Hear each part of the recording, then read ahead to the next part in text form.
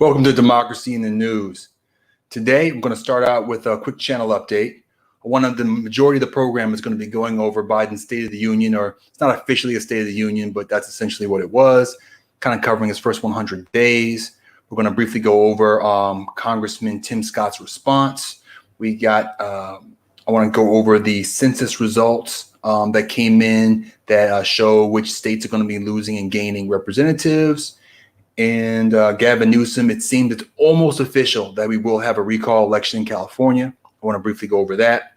And then lastly, President Biden, this was something that came up a few days ago and kind of stayed on the list, is President Biden officially recognized the Armenian genocide, something that neither Presidents Bush or Trump nor Obama have done, being the last two presidents. Oh, let me switch back to comments. All right, there, bam. So somebody comments, I can see it. All right, and then let's get it going. So, first my rewatch disclaimer. So if you're watching this replay on YouTube, I've probably added chapters by now by the time you're watching this. So you can use those to hop around. With this one, the most of it's going to be about Biden's State of the Union. But if you want to jump to one of the other stories, you can do so. I may actually even put chapters in there because I expect it to take about half of the total time. So if you want to do that, you can do that. Now, if you're on Facebook, I'm sorry, but there are no chapters. You may want to go to YouTube and watch it there, so you can hop around a bit more, have a bit more controls of the stream. I think they're a bit more stable as well. Their video player. Facebook's crashes sometimes for me. When I try to jump around on it or pause it for too long, it does weird stuff. So that's that. Now, for my channel update, don't want to talk about too much. I did release a standalone video about white supremacy and systemic racism. It was I wanted to make it a short, although when I recorded it, it actually came out to a few seconds over a minute. So I kept kind of the original version and formatted it in the widescreen format. And then I also made a shorts version. I had to trim down frames to get it under the 59 seconds so it could be a short. I'm just trying to use the shorts format for some quick political pieces that I have about social issues, like white supremacy or policy. I'm gonna play with that structure a little bit, see if I can get. I've gotten some. I think my best short did about 70 views, so I'm gonna see what I can do with that. See if I can't make the shorts pop off a little bit, because this one so far has a pretty good click-through rate. So we'll see how that goes. I think I'm gonna move generally, besides the stream, going to shorter videos in general. They won't always be shorts though. They may just be something that is kind of similar in length, like maybe 2-3 minutes, but not as likely to be an actual short. I'll only do that when I really think that's the case. And then I hope I'm gonna prep this weekend, I think, to do my first policy stream where I actually kind of go in depth to a particular piece of legislation, probably HR1, and kind of go through the ins and outs of it and go into detail, because most of these things have their good points and bad. So I want to kind of start a stream and just kind of talk about that particular thing and see if anybody comes in and has questions about that particular legislation. But I got to work on my preparation process before I do that. And Biden announced some new legislation in his speech, which I'm going to talk about in a minute. So those are some additional things I might end up trying to go over in the near future, because the stuff that the president pushes are the most likely things that actually get traction in the House and in the Senate. A lot of the other stuff that gets, there's dozens and dozens of bills that get dropped, every new Congress, and there's no point in going over all of them because most of them never see a light of day. But some of these, the ones get talked about in the State of the Union and in other places, they have a real chance of potentially actually getting passed into law, and it's good for us, the people, to know what our Congress is considering. All right, so I didn't actually watch the Biden State of the Union. I read the transcript. The reason being, I actually tried to record it, but I missed the first few minutes of it. And so I started reading the transcript. And I thought, well, why don't I just read the transcript? Because really, I don't like listening to politicians that much. They kind of almost all seem like liars, even when they're telling the truth. And I'd rather just see what his prepared remarks were, because that tells me what his administration was really trying to focus on. And you can actually see in a script a lot better how much time is spent on the various pieces. And as I'm going to comment going through the speech, you kind of see, oh, okay, he put 2 sentences on this, and oh, there's a whole, the whole thing when I printed out was 13 pages. And he'll spend a whole page on one thing, and then he'll spend 2 sentences on something else. And that kind of tells you where the focus of the speech is. So I actually found using the speech a bit better, but I do know that at least in one place he diverged from what he was speaking on and actually on the actual script, and went off on some tangent about probably some folksy story about some citizen that he ran into on the street and told him a story, a sad story. So anyway, the start of the speech, he comes out of the gate, give that general information, talking about what a State of the Union speech is, and then he pretty quickly goes into patting himself on the back for his first 100 days. He talked about the American Rescue Plan bill that was passed, the one that had the $1,400 checks in it and a bunch of other stuff. He goes in a bit more detail later. He talks about the 220 million shots in the arm of the COVID vaccine that he managed to do in the first 100 days. He talks about getting kids back to school safely, the $1,400 checks to 85% of households. He makes a specific point of talking about that. He talks about the ACA and how the American Rescue Plan bill actually helped people be able to afford it a little bit better. And then he also talked about job recovery. And so I want to go over each of these briefly, kind of talk about my take on what he was saying. So the only thing interesting I found about his bringing up passing the American Rescue Plan bill is he kind of says we, like the entire government did it. He doesn't point out that every single Republican voted against it. And this is kind of a recurring theme I saw throughout the speech, that he really played down the obstructionism that the Republicans are doing right now to his administration. I mean, I remember this. Been reporting on this as it's been happening, that, they initially tried to reach out to Republicans. Republicans offered much smaller bills that were much cheaper, that weren't really in the ballpark of what he wanted to do. So he went ahead and said, okay, forget it, the reconciliation, which is what everybody who was in the know kind of knew was going to have to happen. But he could have taken this opportunity to say something about the Republicans, about the fact that they weren't on board and they shouldn't get any credit for all of the things that bill did. But instead, he plays nice. Now, I give him a ton of credit for the vaccination rollout. Now, when he came into office, whatever involvement, whatever credit you want to give the Trump administration for it, there was a fair amount of vaccines that were approved or about to be approved. So, and to his credit, Biden didn't take credit for vaccines being approved, but what he did take credit for was the federal action and the actions of his executive branch to actually do some federal facilities and actually go out and actually play an active role in both advocating for and actually facilitating the vaccination of American citizens nationwide. And, he made what I thought was a possible, but wasn't a sure thing, saying he was going to get 100 million vaccinations done. And he actually got over double that. So of all the things that President Biden has done in the first 100 days, this to me would probably be the number one thing in terms of his accomplishments. And although I certainly think if there was another president, like a baseline president, or if it was a President Trump, they would have gotten some number, maybe 50 million, 70. The 220 and the laser focus his administration seemed to have on that, I think we all have to give credit for that. Now, the getting the kids back to school, I think is a good thing. I think naysayers can make the valid point that we probably could have done it in a lot of places sooner than we did. But from a national standpoint, I understand the hesitancy and also the concerns of organizations like teachers unions that don't want the adults to get sick, even though the students themselves would be pretty safe. So I think that that's important that we both acknowledge that they probably played a little safer than they had to, but ultimately that's a tough decision to make because there's going to be real consequences, and there's no, to me, exactly right answer for that. Either going to be too cautious or maybe not cautious enough. It's hard to hit that sweet spot. The $1,400 checks he brought, he pat himself in the back for that and for how many households got them. I think that's a good point to make, but of course it should have been 2,000. They campaigned on 2,000, but I won't beat that dead horse. Now he talked about job regrowth, about how the economy was in a bad place coming into the new year, and that's true. But on the other hand, I don't know that we're in a great place even now. I think that there's still a long way to go, and there's still a lot of people unemployed. So as far as credit for that, I'll certainly give him some credit for the bill he passed that certainly was a help to people who are struggling. But I think our economy's got a long way to go before we can really start giving him a ton of credit for the actual economic recovery that needs to come as the pandemic recedes.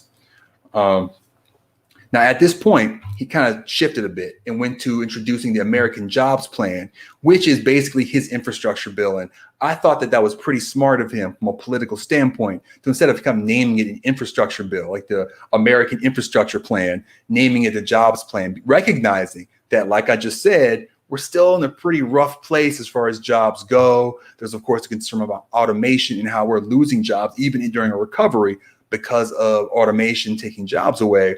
So Americans, that's a real concern.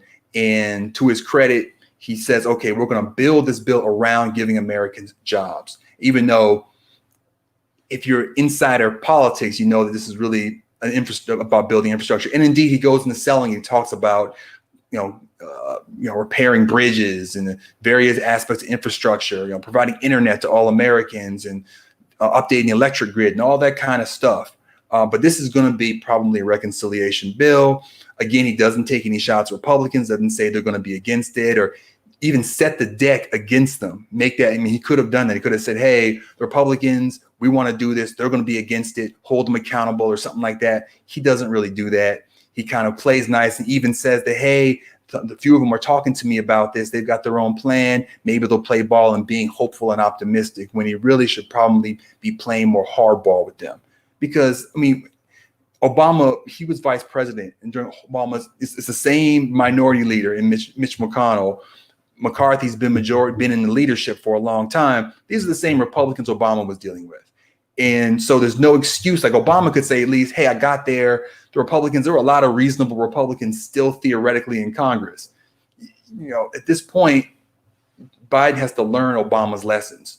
And it doesn't seem like he is. And so this will come a couple more times, but I got to point it out here that this is an opportunity to kind of set the game, set the playing field for this bill and say, hey, they're going to be against this. Maybe that helps get a few defectors and get some actual grassroots pressure on those Republican politicians. But steady plays nice. Let's see here. Now, he does make a vague mention to climate change here. And I wish that he emphasized and kind of made the case for addressing climate change on its own merits as a danger to human civilization in parts of America and around the world, rather than just, hey, climate change to me means jobs. But I'm glad he mentioned it. But the thing about that is you've got to climate change has almost become a kind of social issue.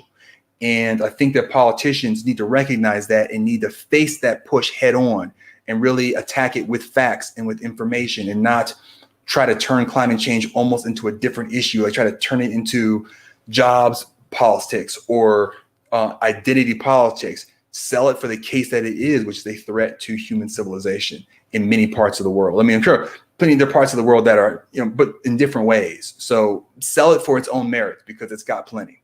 And here he kind of just throws it in there. Now, okay, here, wait, hold on a second. Did I skip something? No. Okay. All right. So I almost missed something. So the next thing he goes to is the PRO Act, which in general terms, again, that's a complicated piece of legislation, but generally speaking, it's about pushing back against the concept of right to work, which undermines the abilities of unions to both form as well as maintain their membership and be able to raise funds for their ongoing, running, ongoing, upkeep, as it were. And so he advocates for that, talks about the importance of unions and how unions are built the middle class and a lot of good stuff there.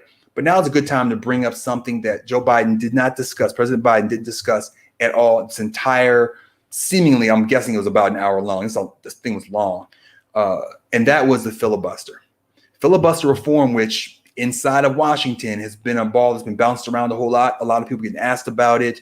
There's been different senators talking this way and that about they're for reform. Manchin's talked out of both sides of his mouth. Sinema has talked out of both sides of her mouth to some extent as well. And this is a big issue because without the filibuster being reformed into either a talking filibuster or removed entirely, without doing that, what's going to happen is these things like the PRO Act and some of the other things we're going to talk about aren't going to happen. So that jobs bill is really an infrastructure bill. It's related to the federal budget. It's going to be able to pass through reconciliation. So that's a non-issue. But most of the rest of the stuff he talks about throughout the rest of his speech, if they're not purely executive branch stuff like running the military, they're going to be impeded by the filibuster. It's going to be used by Republicans to prevent those things being passed. So the PRO Act, not going to happen. So what this says to me, so I'm losing track of my space of my time, my outline here. So the fact that he doesn't mention the filibuster anywhere in his speech tells me a few things. First, let me say that as I said, as it stands right now, Manchin's saying he's not going to get rid, he's not for the reform. That means Sinema, who kind of has mentored herself, made herself a mentee of his, probably isn't as well. So it's not in a good place. And it really is going to need some leadership and some bully pulpit action on behalf and some lobbying either in front of us or behind the scenes to make it happen.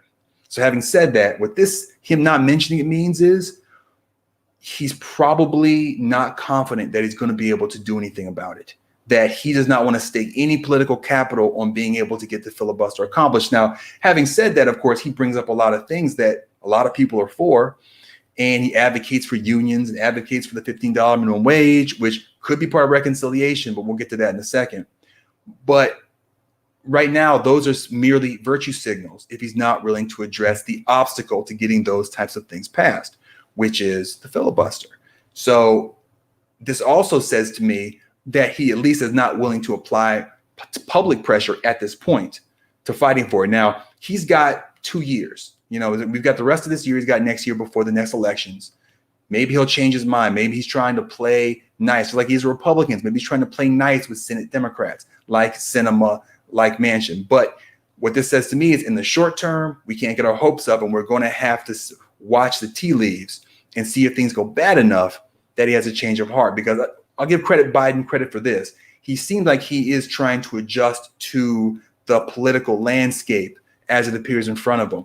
One issue President Obama had is that he wasn't all that willing to make adjustments based on kind of how things were going. He kind of got stuck in bipartisanship, got stuck in the way he thought things should go.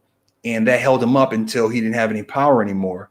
And then at that point, it was kind of a done deal on his legislative agenda. Biden may only have these first 2 years, just like Obama. Biden may only have these first 2 years. And so if he doesn't make something happen, let me adjust this a little bit. If he doesn't make something happen by the next elections, which, as I say, will actually be a difficult election for Democrats, he may not get anything else done for the rest of his 1 or 2 terms. So that's kind of my concern there, and disappointment not seeing that brought up at all, because that would have been a good sign that he's willing to fight for it. Right now, he's playing nice and playing the slow roll on this.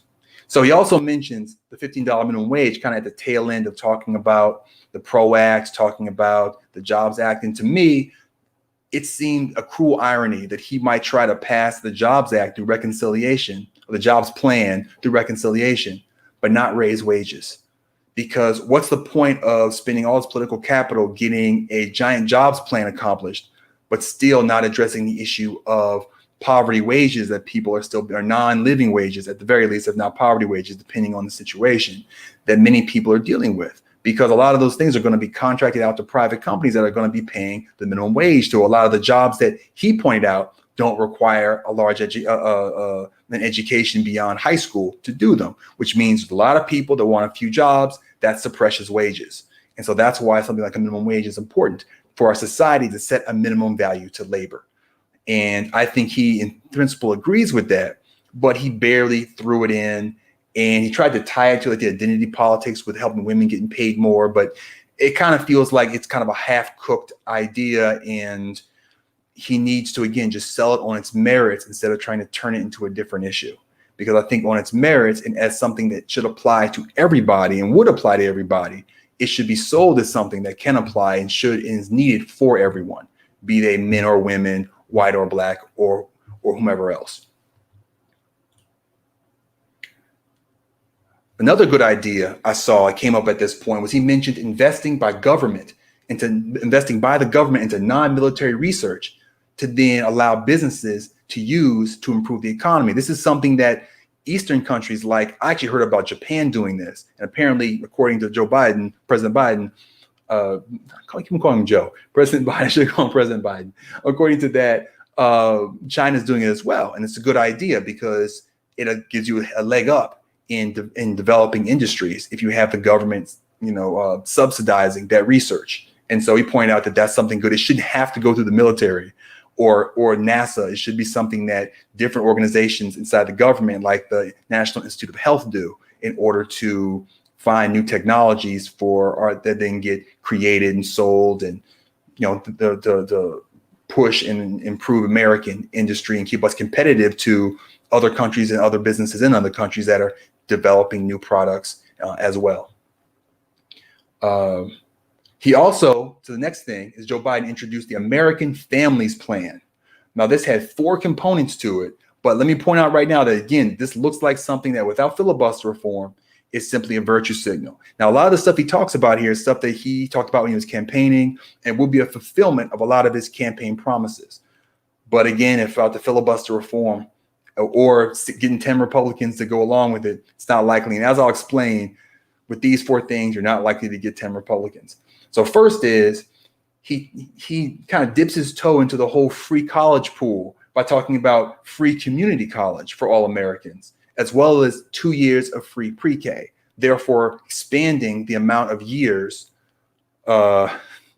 expanding, I'll get to my comments after the section's over, expanding the K through 12 to, I talked about K through 16. He wants to kind of go to adding 4 years, but 2 on the front end and 2 on the back end. Now, for me, I think there are a lot of jobs that a lot of Americans could do if they had the opportunity of 4-year schooling.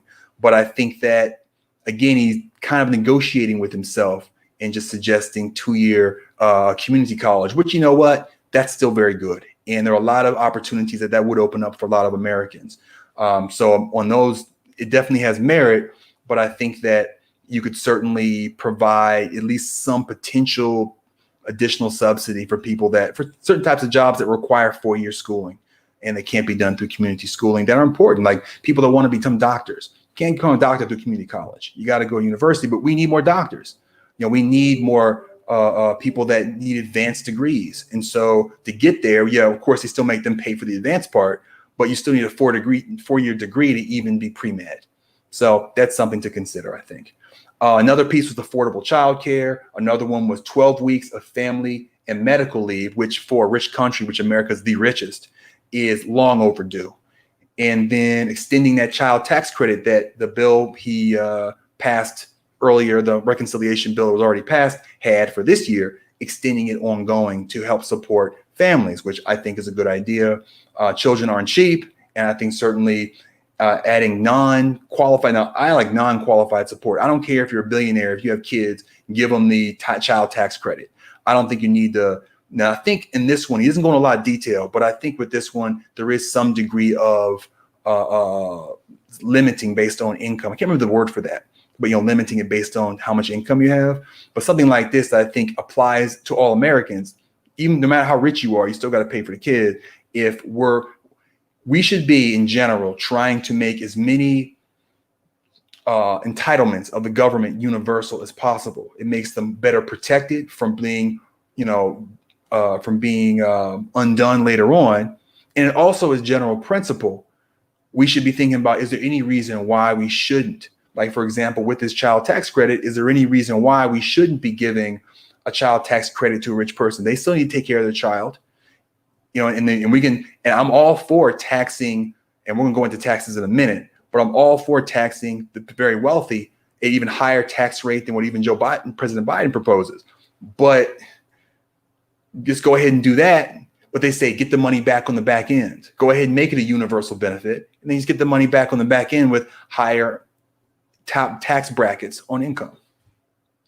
At this point, so that's my feeling on that. So that's the American Families Plan. It's a good bill. As I said, it's dead in the water without the filibuster going away or being changed to a talking one at the very least. At that point, President Biden goes back into talking about the ACA, talks about how he would like to see it improved, a lot of things like that. I'm not going to go into a lot of detail, trying to make it more affordable, trying to deal with making the medications more, making the prescription drugs more affordable. Although I recently heard something at the same time this speech is going on, I've heard from somewhere else that it's possible that He's looking at simply doing kind of a not really fully opening up the doors to lower prescription drugs, but kind of doing some partial improvements on that. But we'll see. Point is, he talks a lot about fixing and improving the ACA. And one concern I have about that is that, to me, the fact that he spent almost 8 to 10% of his entire speech bigging up the ACA in one way or another and talking about improving it, that is really pushing back against Medicare for All. Medicare for All is very popular, both in Washington among Congress people. I mean, they've got the last bill had 128 co-sponsors. That's not nothing. And it's polling even, I think, above 50%, even amongst Republicans. So it's something that you really have to make a case against at this point as a politician. And to me, there seemed to be an implicit ACA is fine, there's no need to do something else in what he was talking about. I didn't say that, but reading between the lines, that's the impression I kind of got from that. So at this point, Biden kind of starts talking about taxes because, of course, in his big jobs plan, one big component of that is probably raising taxes in order to pay for a good portion of it. And he's also campaigned separately on generally just raising taxes on higher income, on the higher incomes or higher income brackets of individuals. So he spends a good 10% of his speech talking about this. He talks about raising some corporate taxes, although those, thanks to Joe Manchin, have probably been pulled down from 28% back down to 25%. President Biden didn't talk about numbers, but I think we know it's probably only getting pushed up a few percentage points. And then raising the highest tax bracket above 400,000 back to 39.6%. Now, I don't see why, if we're being very selective and very careful not to increase the marginal rates below 400,000, why be limited to 39.6? Why not 45? Why not 50? It only affects that bracket above 400,000. The first 400,000s tax the same down to like 125 or something. So you're dealing only with a very small subset, even of the upper middle class to the upper class. And I think that's less than beneath my expectations of what I think is possible. And, raising taxes on the rich is very popular. And I thought it was fine. I found it kind of odd that Biden felt like he had to spend so much time justifying or relatively moderate increases to taxation. It tells me more than anything else about the kind of the internal speak inside of his administration and where they are. I don't think they realize or recognize how popular it is. In their minds, it's a harder sell than it really is. That's the impression that gives me. He also brings up, during that whole spiel, he also brings up IRS crackdown of the tax evasion of rich people, which I was listening to somebody talk about today, about the fact that there's untold amounts of money, like billions every year, that goes underreported in tax returns by wealthy Americans. Now, here's the thing. Here's the rub of that, though. Joe Biden as the chief executive, President Biden as the chief, Joe is such a cool name. It's kind of like it comes right off the tongue. And it's many few syllables than president. President Biden, as chief executive, can certainly direct the IRS to redirect what monies it has towards addressing and auditing and looking into the taxes of higher income Americans. However, to really make a dent in this, you're looking at modifying the federal budget. You're looking at going in and actually allocating more funds to the IRS. And studies have shown the more money you give to the IRS, that money returns better than equal value. So every dollar you spend on the IRS to try to check tax cheats, you get back like $1.20, $1.30, $1.40. It's a great investment for the government to actually claw back the money that legally is owed to it. And so I was happy to hear that. But we'll see when that next budget comes up, we'll see whether or not the Biden administration really ask for a whole lot more money for the IRS to do that, because they really want to make a dent in that, really raise some of the money he talks about raising. It's going to take more than an executive order. It's going to take more funds in the IRS to hire more people and actually do more work. And so we'll see if that happens, but that's a wait and see to me. Now, at this point, Biden shifted a bit into talking about the crises of our time. And the list he gave was this: terrorism, non-specific, nuclear proliferation, mass migration, cybersecurity, and climate change.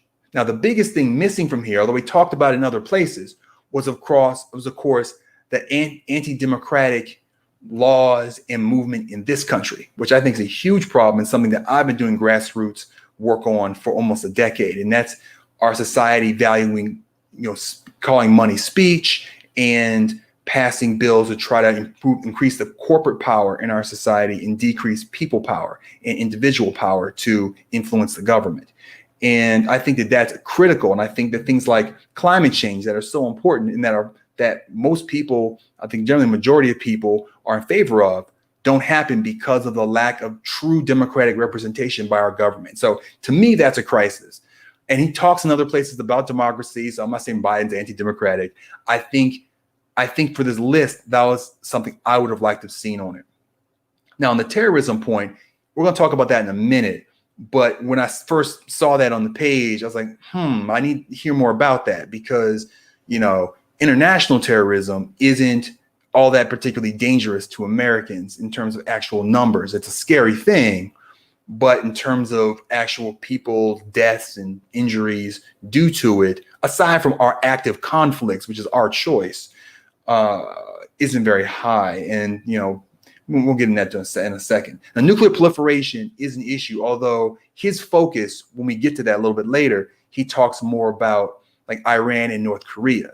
My biggest concern is actually nuclear weapons controlled by non-state entities. That'd be my bigger concern. And that's something I know the CIA at least used to try to track down is, countries trying to sell physical inventory to non-party entities like terrorists to use. So when I think about nuclear proliferation, I think more about that. Iran and North Korea, it seems pretty clear they're trying to acquire or have acquired as much as they have nuclear ability, nuclear arsenal, as they move towards it because of their hostile relationship to other nuclear countries like us. And so when I think of nuclear proliferation and danger, I think more about non-state entities using nuclear weapons versus state entities. Although, of course, because people would say right back, well, Iran has some relationships with terrorists, and that's true. And I certainly don't want Iran to get nuclear weapons. But when I think about nuclear proliferations, also Russia has them, and Russia might sell them too. So Iran's not the only, even if we stop Iran from developing a full nuclear arsenal, it doesn't stop the nuclear proliferation issue. Like it goes that both ways. You still have that issue because you still have India has nuclear weapons, Pakistan has nuclear weapons, we do, Russia does, China does. That's all bad, and things could come out of almost any of those countries. Mass migration, I don't like that Biden put this here for political reasons. Certainly, the problems that are occurring in Central and South America are problematic, and that they've led to a migration of people leaving because of a danger to their lives is bad. But when I hear that, it sounds to me like he's talking into the conservative talking point that there's some sudden crisis of migration right now, when truly it's been increasing slowly over time for several years since I think like 2017, 2018. You look at the graph of it, it kind of dipped and then started going back up. And he talks about immigration in general, but again, he talks more about kind of how to address those countries and how to make them better. And I'm not sure how much the United States should be trusted interfering with Central and South American countries in the name of democracy. We don't have exactly the best history with that. And that kind of how it pivoted. And I think that what's more important in the short term is dealing with just what's going on at our borders. And he talks about comprehensive reform later. But the point is, we talk about the crises of our time. To me, mass migration isn't to the same degree as climate change or even nuclear proliferation or even terrorism. We can deal with effectively, if we have put the minds to it and the resources to it, we can deal with the migration issues at our southern border, even without changing the government of Guatemala or Bolivia or wherever they think the government isn't how it should be and it's causing people to leave. You can deal with that without that. The United States has a lot of space, and we have the biggest economy, or we're the richest country in the world. I think the largest GDP, or the second largest after I think China, or maybe the third after India. India's so many billions of people. So putting it in the same space with those, I think, was a bad move. But certainly there are matters we have to address, which he goes into. Let's see here. So I kind of jumped around a little bit. So then he starts talking about terrorism. He calls the Afghanistan war the Forever War, which I love. There's a book called The Forever War, and I actually took a science fiction writing class with the writer from that, who actually served in Vietnam, which inspired him to write that first book, and then he wrote sequels and stuff. So Biden calls for the troops to come home from Afghanistan, but he then talks about kind of continuing the war on terror in Yemen, Syria, Somalia, and other places in Africa and the Middle East. So while he seems to be acknowledging what's done is done in Afghanistan and we got to move on from it, he's still fully engaged in the war on terror, on spending trillions of dollars to fight non-state entities in foreign countries that we haven't declared war on. And I think there's a lot of debate, which I won't go into here. But if you are hoping for a president to really shift and change direction on how we look at the war on terror, President Biden ain't it. It looks like more of the same for much of that, aside from Afghanistan. And also, as far as I could see, I might have missed it, he didn't mention Iraq at all. And we still do have, I think, a few thousand soldiers in Iraq. So that was interesting, missing thing. So he mentioned white supremacist terrorism for one sentence after talking about all this other stuff a long time. And that's the thing we have to understand. White supremacist terrorism is the terrorism that actually is a bigger danger to actual Americans. That actually causes more lives to be lost and has for, I think over a decade now. There's actual statistics on that held by the government has on the actual causes of death from terrorism, and that he gets one line to it. So although I do know that the Justice Department is treating that issue with seriously, oh dear, oh man, somebody called me. All right, I turned my phone off, but my iPad is ringing.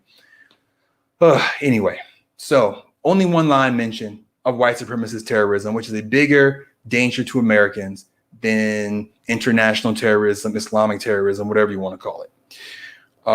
It's a bigger threat. So that's unfortunate. And the person's calling again. I'm gonna keep on hanging up on them. Okay, I'm gonna text them to please text, please. Text, please.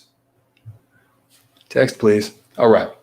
So after that, his response to white supremacist terrorism is healing the soul of the nation, which is my least favorite thing that Joe Biden says. He said it during his campaign and he's saying it now. And to me, that is intangible. It's rhetoric as an end game. And although he does talk about the George Floyd policing reform bill, which is a real thing, that doesn't really address or have to do with, it's tangential to white supremacist terrorism, which is actual shooters just going out and shooting. Because George Floyd policing reform is about our police and how our police need to better serve American citizens. White supremacist terrorism is people actually forming militias and going out and shooting minorities dead because they're minorities. And that's something that deserves kind of its own solution and not getting bundled into what that was. So didn't like seeing that, but like kind of all cobbled together like that. Like he didn't really just give enough thought to it. But I do know that Merrick Garland is addressing and is taking seriously white supremacist terrorism, because even during the Trump administration, there was actual work being done on that. It was just downplayed because it's such a clear threat at this point in our society.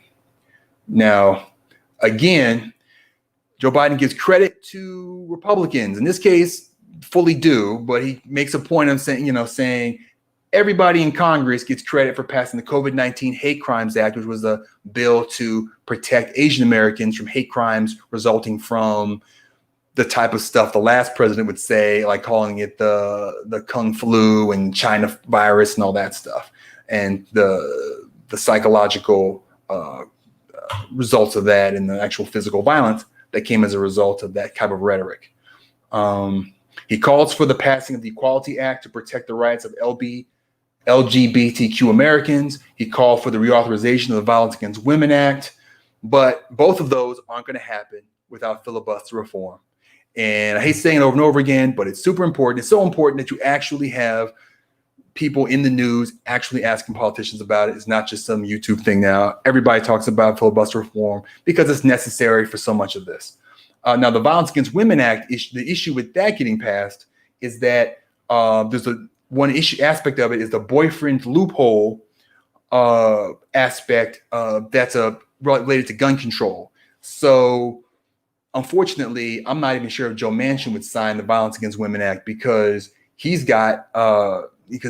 in being West Virginia, has to worry about the social conservatism of that state. There's some things he doesn't have to worry about, like the minimum wage that he chooses to because of his personal politics. But he does have to worry about, people being the majority of citizens in his state being against gun control. And Violence Against Women Act does have gun control aspects to it. So we probably can't depend on his vote for that, even if the filibuster was gone. Biden at this point brought up the comprehensive immigration reform, which he said he introduced on day one, but of course sat there because without the filibuster, you're not going to get any traction on it. He gives one sentence in his speech to H.R. 1 and the John Lewis Voting Rights Act. Now, those also need filibuster reform. But here's the thing. Those two bills are the most important two bills to Democrats to keep them winning elections. So I think as an American citizen, it's important to promote democracy no matter what party you're in, no matter what your politics are. But you're President Biden, you're a Democrat. You want Democrats to win elections. These two bills, H.R. 1 and the John Lewis Voting Rights Act, which restores Section 5 of the Voting Rights Act in a kind of a different way, so it goes around the Supreme Court decision. Those two things are the most important things for your party if they want to stay in power to pass. He gives it one sentence. I think that's very silly and bad politics. But again, I think he knows they're going to be hard to pass. And for whatever reason, he's not emphasizing them. But they should. There's a reason why it's H.R. 1, because the rank and file know that if the voter suppression stuff works, they're likely to be in a minority again. And now with the census stuff I'm going to talk about in just a minute, we're going to see that things just got a little bit harder for Democrats come 2022. So Biden administration may want to take H.R. 1 and the John Lewis Voting Rights Act bill a little more seriously, make them a little more priority. And for that reason also still push for filibuster reform and start pushing Joe Manchin, because you're going to find yourselves in a minority if you're not careful. Now, at this point, we're wrapping up now this segment. But at this point, I want to read something that I love from Joe Biden's speech. It's something that I might say. It says, our Constitution opens with the words, "We the people." It's time to remember that we the people are the government. You and I, not some force in a distant capital, not some powerful force we have no control over. It's us. It's we the people. I really appreciated that. And I do have a copy of part of it. I may watch it just to watch that piece of it, because that's the most important thing we could say to every single American in this country. And I have to give credit that in general, it was a well-written speech. Again, it reflects his priorities, and which seem to be that new infrastructure bill, which isn't fighting over the filibuster right now, which is fighting the war on terror, but it also is getting out of Afghanistan. And I think it's reflected in that bill. But that type of rhetoric is some of the few. I'm not real big on political rhetoric. To me, it's hot air, but that's the type I can get into. That makes me feel good. Now, before I go to Tim Scott's, I got to scroll this down. Before I go to Tim Scott's, briefly going to Tim Scott's response, Alex White, one of my day ones here, says he's interested in the policy stream. That's cool. That definitely what happens is I'll do. I'm not sure when, but it'll definitely be a video once my policy is once I do it, I'll chapter it and try to put SEO on it, so you'll be able to find it, and I'll post it that way. And I'm not sure when he said that you agree, and okay, and you agreed on one of the things I said. That's cool. All right. So I only watched a couple of segments from Congressman Tim Scott as a Republican, a black Republican. He's like, I think the black Republican. And they brought him out there to do the response. Now, he's someone that I've actually heard And Karen Bass, after his comments, made a point of saying actually is willing to talk about things with Democrats and seems like, and personally, to be a reasonable person. Unfortunately, he came out there and giving his response and basically towed the Republican line.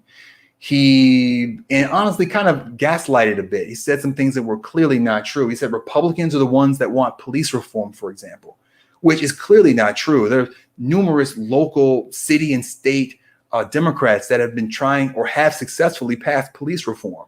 So that's literally just something that's not true, that you're just saying to try to trick people and make them think the opposite of what's really happening. And then he said, kind of as a blanket statement, America isn't a racist country. Now, that's kind of a weird thing to say in general. Like, I don't think, I believe, white supremacy is real and exists here, and people behave that way. And there are people that actually kill people over it. And there are people that do other things because of it. And I don't understand how Tim Scott can believe that that's not the case. But even I wouldn't say America is racist. What does that even mean? America is a nation. It consists of its citizens. It's like saying that a steak is fat because part of a steak is the fatty parts of the steak, right? You don't say the whole steak is fat, but the steak is fatty. There is racism in America. There's white supremacy that's still here that we still have to deal with. But that doesn't make everybody bad. That doesn't mean the nation, you would call and condemn the nation itself.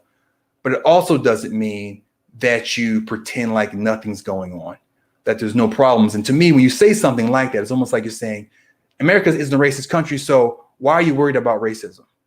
But that aren't the same thing. Everybody doesn't have to be racist for it to be a problem in this country. And for, just the thinking about things so much in terms of race is part of it. But unfortunately, because of white supremacy, you can't ignore the construct of race and what's going on, because it's affecting real people and it has real outcomes. And so that was disappointing to see. And especially because Karen Bass talked about actually working with Tim Scott. A lot of Karen Bass talking about how she was working with Tim Scott on I believe it was a George Floyd titled a bill, which is a police reform bill. One he said that Republicans are the ones doing. So that's just very disingenuous and kind of disappointing. I don't know a lot about Tim Scott, but not a good impression to me. All right, so it was announced, the census results were announced, and I got, did I have this? Oh, wow, I've had this up the whole time. I didn't mean to do that. Oh, well, it's been up the whole time. So, because I look at myself in the camera, I don't look at the actual screen, which is over there. So this is the census changes to the House of Representatives. So it reflects, due to the census and the changes in relative populations, how many people, whether or not you have the same number of representatives in the House of Representatives, or fewer or more based on your current state population. So California, and that, this is going to cause redistricting. Redistricting happens everywhere, but you especially have to do it if the number of representatives changes. So California is losing 1, Oregon's gaining 1 representative, Montana's gaining 1, Colorado's gaining 1, Texas is gaining 2, which is not surprising. Illinois is losing 1, Ohio is losing 1, Michigan is losing 1, which doesn't surprise me because Detroit is still trying to kind of recover as a city center, and so overall as a state, that doesn't surprise me. New York is losing 1, Pennsylvania is losing 1, North Carolina is gaining 1, and Florida is gaining 1. So I just wanted to kind of point that out. I guess I'll take this away now, but although people seem to stay longer, maybe I should keep it up there. You can see what I'm talking off of. So maybe I'll just keep it up there. You can still see my whole face, so why not? So anyway, that's what's happening. One thing that happened is New York had 89 more census submissions. They would have kept their seat, and Wisconsin would have lost 1. So I guess there's some population. The population is really close there in terms of who kept and who lost 1. So that was an interesting kind of note that New York was close. So it doesn't reflect a huge difference. The biggest change really, things fluctuate, but the biggest change is Texas gaining 2. Probably 1 or 2 will be, they'll probably both be red in terms of the way. I think redistricting is still controlled by the legislature, which is Republican in Texas. So they're probably going to gain an easy net 2 on that. Some of the other ones might be a little more complicated, but that's going to be probably a net 2 for Republicans. And California losing 1, honestly, that's nonpartisan. So that could go either way. That could be a Democrat or Republican that ends up being unseated as a result. But that's the situation there. But as you can see, it's probably going to be at least a slight net loss for kind of purple or winnable seats for Democrats. So that's why things now are even more pressing that they address voter suppression and the various methods that Republicans are trying to use at the state and federal, at the state level, to lower the actual number of people that vote. And I'm going to go into that another stream. I actually had some stuff about that because there's been a bunch of bills that have already passed in, I think, Florida and Georgia to do that. And I want to do some dives on those, as time permits. But, the State of the Union was kind of a big deal today. All right. So this has been going on for a while. I actually reported on this in different ways back when they were collecting signatures. But Governor Newsom will be facing, it looks like, all likelihood will be facing recall. They're still validating the signatures, but so many have come in, it seems very likely that he's going to be facing recall. Now, he's still polling very well. So one thing you should understand about the recall is the signatures are a tiny minority of signatures. It's about they have to get about 1.5, 1.6 million signatures in a state of 40 plus million people. So it's not a lot of people that have to do it. The challenge is collecting it in a large state. And what that requires is money. And so when you talk about recall campaigns, what it really more so reflects is a willingness of California and national donors to give money to the recall campaign, which was started, there was one started before the pandemic started. So understand that there are almost every time there's one. The question is, will they get donors to help them pay for signatures? Because signatures cost several dollars per signature in order to actually, the people you see on the street generally aren't doing it just because they feel strongly about that, about the recall. They're getting paid. Okay, they're being paid by the recall campaign, which raises money to pay them. And this recall campaign got a huge influx of money well into the pandemic. This is talking about September, October, November timeframe was when this really picked up. It'd been going on, I think, since February, but it really picked up at that point. And that's due to money. And so, as I said, Newsom's actually polling very well. This is going to cost $30 to $40 million of California's budget to run this thing. And I think in all likelihood, Newsom's going to win. Now, Caitlyn Jenner she's conservative. Despite the fact that she's transgender, she's conservative. She's saying she's going to throw her hat in the ring once this is official and run to replace Newsom on the other ticket. Because the way these recalls work is it's a yes or no question on Newsom, and then everybody else is in the other ballot. And if the yes is above 50%, then whoever has the most votes amongst other people then wins. And so it's kind of two different votes you cast when you're in California on a recall. And so Jenner definitely has name recognition. That helps. This is how Arnold Schwarzenegger became governor the first time. It was the recall, and then he had the most votes, although it was Arnold Schwarzenegger. He didn't probably need the recall. He could have done it straight up, but he did use it to become governor. But in this case, what I expect to happen is Newsom uses his political power to prevent any really strong Democratic candidates from getting in the race and trying to make his stand with making the actual resolution to recall fail. So if we can keep that under 50%, then Caitlyn Jenner and a bazillion other people can run. It doesn't matter if you make that. And I think that's what he's going to push for. In this case, that'll probably work out fine because, as I said, he's actually still polling fairly well. It's like 55, 57%. He's polling fairly well. He can't look past it. But if he gets his ducks in the row and really makes a push and doesn't just do kind of what I think Gray Davis did and kind of not worry about it, he probably should be able to hold on to his governor seat, which is up in another year and a half anyway, which is part of the reason why this is so stupid. I think he's up in 2022. So it's kind of ridiculous anyway. It's a waste of money. And lastly, as I mentioned earlier, President Biden and Biden administration has formally recognized the Armenian genocide, or the genocide of Armenians in Turkey about 100 years ago. I think it was towards the end, around the time of the First World War, towards the end of it, maybe right after it was over. This was something I campaigned for President Obama. And during his administration, during his first campaign, part of his campaign was he would acknowledge the Armenian genocide. This really matters to Armenians. And so I remember being on the phone with an Armenian and said, this is what I care about. This is my one issue, is will he acknowledge it? And I said yes, because that's what Obama's campaign said. And he never did it in 2 terms. He never acknowledged it. In part probably because of the war on terror, and Turkey tends to be, I think it has something to do with the geopolitics of the Middle East and importance of Turkey. But Obama didn't do it. President Biden, to his credit, did do it. And I think that's good. You know, Trump, of course, didn't do it. He was actually even more pro-Turkey. He didn't do it. And so I just wanted to make note of this. It's another, feather in President Biden's cap that he did acknowledge that genocide. And so that was good on him for doing that, because it happened and should be acknowledged as the atrocity that it was. And that's it. And I have, like, when I actually have real stuff I know I'm going to talk about, I put it here on this list. I don't. So it's just blank. And you're seeing it because I left it up here because it seemed like people like seeing it. So Alex White says that Turkey is a NATO member, but after getting kicked out of Pakistan, we relied on Turkey's. After America got kicked out of Pakistan, we relied on a Turkish airbase, and so that's part of that history. So yeah. So anyway, thanks to everybody for watching the stream. I actually have more people than ever before. That's great, and I appreciate all my viewers. And if anybody has any questions, I got 3 people in here right now. If anybody has any questions about what I talked about or anything else, I'll stay on for a minute. Any suggestions for what to talk about next week?